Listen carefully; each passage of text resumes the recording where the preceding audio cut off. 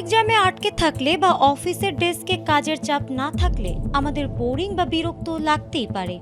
কিন্তু 1000 ফুট উঁচুতে প্লেন ওড়ানোর সময় যদি কোনো পাইলটের হুট করে চরম একঘেয়েমি জেঁকে বসে, তখন কেমন হবে?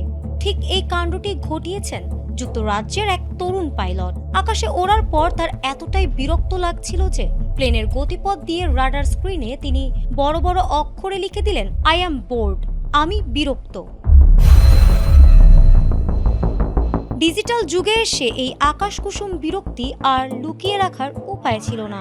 ফ্লাইট ট্র্যাকিং অ্যাপে বিষয়টি ধরা পড়তেই বিশ্বজুড়ে শোরগোল পড়ে যায়। কিন্তু প্রশ্ন হলো, এই খামখেয়ালিপনার নেপথ্যে আসলে কি ছিল? কোনো বড়সড় মানসিক অবসাদ, নাকি স্রেফ একটু মজার ছলে করা দুষ্টুমি?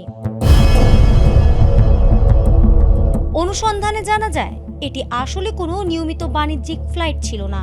বিমানটির একটি সিলিন্ডার মেরামতের পর সেটি ঠিকঠাক কাজ করছে কিনা তা পরীক্ষা করতেই আকাশে উড়েছিলেন এই তরুণ ফ্লাইট ইনস্ট্রাক্টর।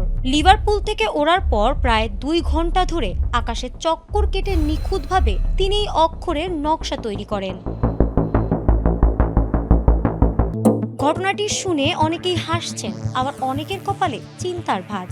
অনেকেই বলছেন, পাইলট নিজেই যদি আকাশে এভাবে বিরক্ত হয়ে যায়, তবে তো যাত্রীদের জীবন পুরোটাই ঝুঁকির মুখে। মাঝ আকাশে যদি অন্য কোনো কমার্শিয়াল ফ্লাইটের পাইলট এমন বোর্ড হয়ে যান, তবে তো যাত্রীদের হার্ট অ্যাটাক হওয়া ছাড়া উপায় থাকবে না। তবে ঘটনাটির শেষটা কিন্তু বেশ ইতিবাচক।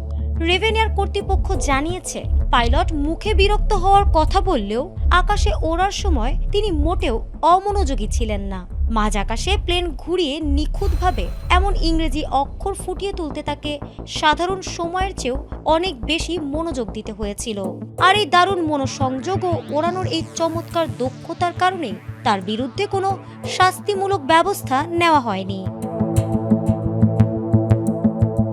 ফারহানা হক, ATN বাংলা।